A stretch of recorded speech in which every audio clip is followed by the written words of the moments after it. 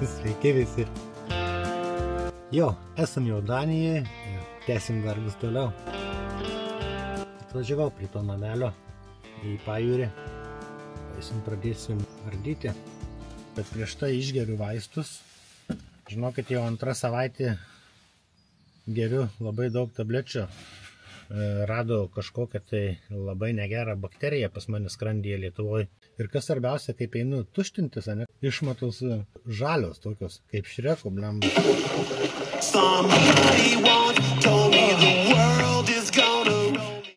Tai va, tai dabar reikia ją naikinti.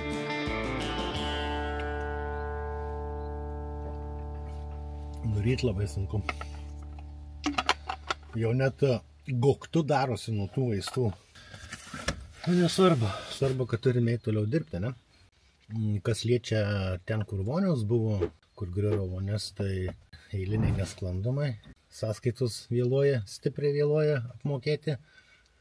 Yra nesilaikoma sutarties. Tai, ką pasirašėm, kad bus apmokėjimas kas savaitę, kaip ir atrodo paprasta, aišku, juoda ant balto parašyta. Ar jūs pasitikėtumėte tokiais užsakovais, kurie vėluoja mokėti po kelias savaitės, nors pasirašė sutartį, kad mokės kas savaitę? Žodžiu, nesvarbu, einam darbuotis, einam griauti, einam laužyti. Va, kur kaiminystėj vyksta tie irgi remontai, šiaudinį stogą dės. Kiek daug privežta, Danai daro, gal paskui net pafilmuosiu į tarpus tiek jų darbą, tiek savo darbą. Mes buvom kalbėję tik apie tą sieną, o supuvę, va, viskas supuvę. Pirštai lenda. Žodžiu. Papildomi rūpesčiai, papildomi darbai. Kiek visur akrilo privaryta, kiekvieną kampą. Matot, kaip surudėja vinys, paprastom vinim sukalta. O nuo jūros ateina drėgmė, sūri drėgmė ir tokie reikalai. O tu dieve, kiek čia darbelio. Čia plokštė, matau. Nelabai norėjau šitą darbą daryti, jeigu taip atvirai kalbant. Bet kadangi pažadėjau daryti.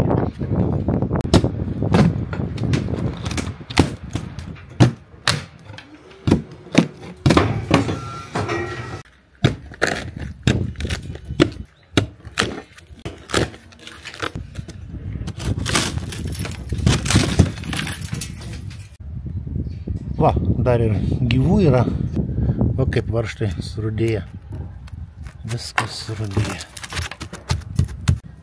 Jo, žinokit, tikrai nežinau, nuo ko pradėti, neįsivaizduoju iš eilės.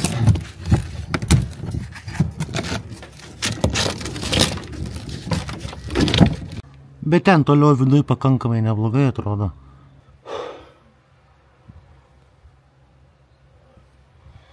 Sako, turbūt per savaitę padarysi. Tai turbūt nepadarysiu per savaitę.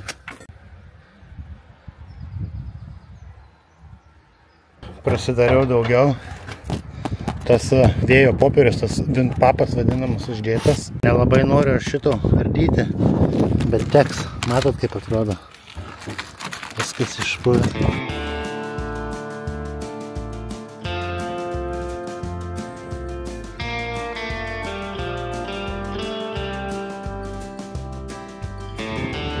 Matau, kai jau čia buvo keista po palangę.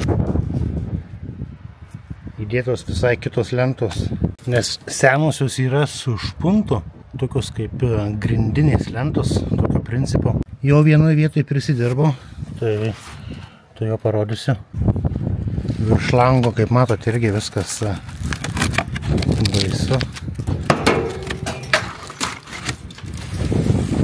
Kažkai kaip tie balkiai. Bus matyti, kai nuimsiu, kaip tie balkiai atrodo. Ką tu, bitutė? Nu, gyvada. Skresk medų nešk. Jo, kuo toliau, tuo labiau supuvė. Langas įdėtas, kaip matot. Pirštas, realiai per pirštą, tai sakykime, centimetrai, ne, grubiai. Apačioje į 0, priešinga pusė 0 ir į viršų nueina irgi per pirštą, irgi apie porą centimetrų. Jo tiesa, einam parodysiu, ką prisidirbau. Truputuką. Tai turėsiu papildomų darbų. Tai stelažai slaipyti, tai irgi nelabai įdomu. Krito lenta ir numušė. Fugą išpjausiu, išdaužysiu, ištrauksiu, naują įleisiu ir viskas. Tai va, kartais prisidirbame ir mes. Bet čia nieko tokio visumoj. Kitaip ir būt negalėjo. Nieko tokio. Einu atsigerti troškino. Nepageringas, šiaip troškino. Galėčiau eiti dažyti, bet ne šiandien, kitą dieną.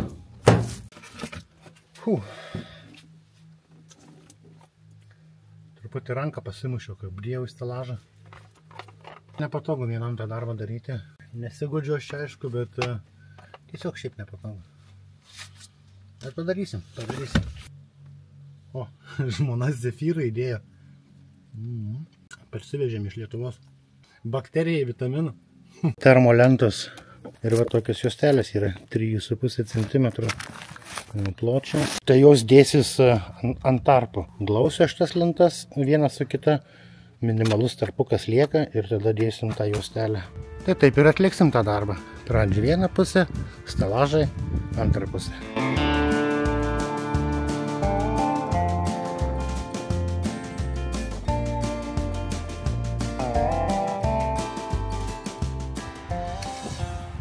Imu tas lentas ir žiūriu, kad kaip ir gaisrą turėjęs tas namelis. Matot, prie senų balkių dėti tokie nauji tvirtinimo jokio. Kaip matot, viskas siluoja. Nesusuko su pagrindiniu balkiu, tiesiog pastatė ir viskas. Baisu. Žiūriu, kiek užleista tas vintpapas. Tai kokie 5 cm tik. Ten toliau va tą matosi. Kažkuria prasme tai palaida bala. Atsiprašau už vėją, kad traukia, nepasiėmęs mikrofonų, tai truputį vėjo garso girdėsit. Balkiai tikrai, žinokit, pavargę. Tikrai nekokios būklės. Pirmai, kur kalbėjau, kad buvo gaisras, tai dabar jau matosi aiškiau. Šitas tikrai buvo degęs kažkada. Beveik į pabaigą ardyti, liko termo šlango ir būsiu nuardęs daugiau negu pusę. Super.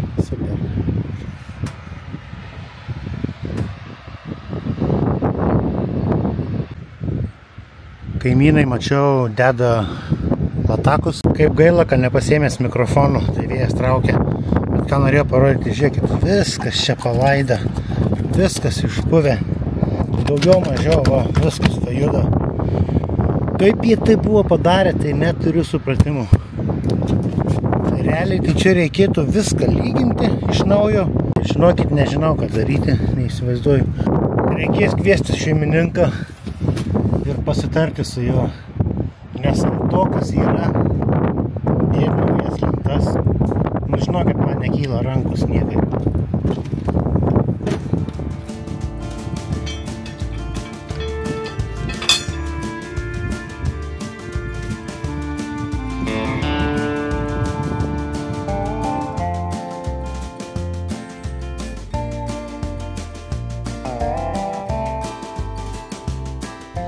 Šiandieną dažau, susisiekiau su šeimininku, sakiau, atvažiuok, pasitarsime. Aš tai žinau, kaip ten reikia daryti, bet aš noriu su juo pasitarti dėl tų langų. Apsižiūrėsim, pasitarsim, gal kokį vieną kitą balkį bandysim pakeisti. Kadangi aš turiu jo laukti, žadėjau šiandien atvažiuoti, tai šiandieną tiesiog dažysiu. Tai šitas garažas, šitas nelabai ką primislysi parodyti su tuo dažymu. Tiesiog patys puikiai suprantat, principas toksai. Tai galiu parodyti, kokiais dažais dažysiu. Tikrai geri dažai, nepigus jie. Šitą bankį kainuoja apie 130 eurų. Kažkas tokio, plus minus. 2 sykius reikia dažyti jais. Ir to pilnai pakanka, taip deklaruoja gamintojas, 10 litrų bankė, 11-13 kvadratų su litru.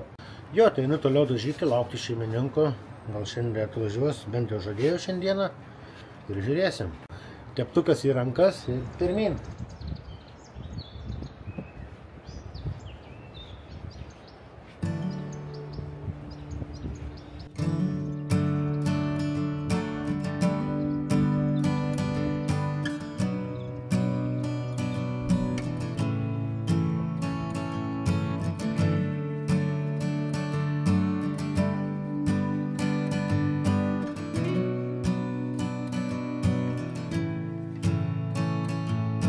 Viena sienelė padaryta, užtrukau beveik valandą laiką. Tikrai, žinokit, užtrunka. Dabar žaidžiuosi prie lango šito ant tų durų. Apsivedžiojimai, smulkios detalės. Turbūt iš šonų jums atrodo, kad dažyti lengva. Tai galiu atsakyti, kad dažyti nėra lengva. Nėra, žinokit, lengvų darbų. Vienas darbas yra savotiškai sunkus. Pabandykit jūs va šitaip va teptuku dažyti neobliuotą medieną, kurią tikrai yra gan sunku įtrinti dažais. Rankytė greitai pavargsta, taip kad nėra lengvų darbų. Nors kitą kartą iš šono gali atrodyti, kas čia dėvė, kaip dažyti.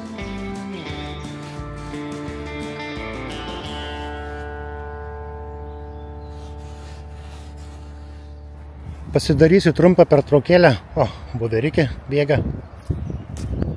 Na, mažutė, kur tie bėgi? Kapdavė fugą. Einu pažiūrėti, kaip ten dirba su tuo stogu. Man labai įdomu. Nieko savo prabanga. Žalvariniai lietvamzdžiai latakai. Žinokit, Danijai brangesnių nėra, brangesni jau tik tai auksiniai. Tikrai bus prabangiai. Kampus, matau, lituoja. Nu, neblogai, neblogai. Ir paskui bus šiaudinis stogas. Ir visa kita. Jeigu man teks būti dar čia, kaip jie dės tuos šiaudus ant to stogo, tai tikrai pafilmuosiu. Tikrai bandysiu parodyti, jeigu pats pamatysiu. Jo. Parašykite komentarus, ką manote jūs apie tokią prabangą ant namo. Sienelė, ant kurios dirbu iš to namo, atrodo šitaip. Nedaug liko ardyti. Kaip sakiau, laukiu šeimininko, dar neatvažiavo. Tarsimės, ką daryti. Nu jo, normaliai. Jau sakiau, ne? Brangesnių lietvamzdžių Danijai nėra. Nebent tik auksiniai. Apžiūrėjom, parodžiau. Ir bėgu dažyti toliau.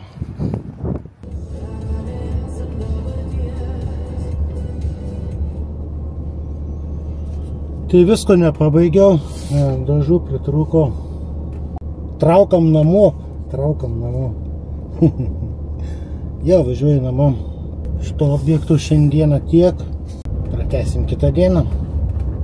Tiesa, kur pirmai tos lietvamzdžius filmavau, tai paskui pareidamas atgal mačiau 2 kameros pakabintos. Tai turbūt matė, kai filmavau. Gal nieko nebus. Ką žinau. Žiūrėsim. Ta bakterija, kuri yra pas mane skrandyje, tai žinokit, jinai visiškai nejuokingai pavojinga yra.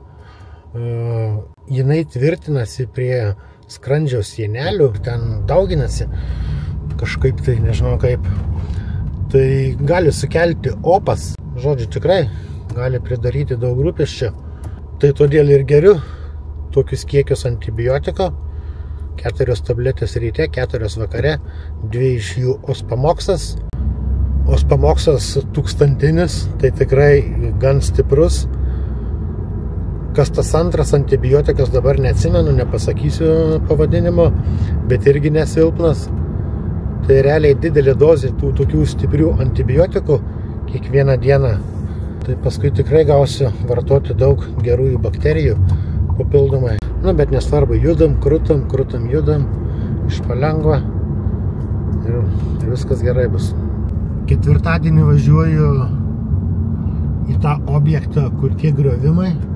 Tai šiandien susiskambinau, padarysim susitikimą, statysiu architektą ant kilimėlio. Tiesa, nepasakojau, tas objektas per tą patį architektą, kur ir paskinėti.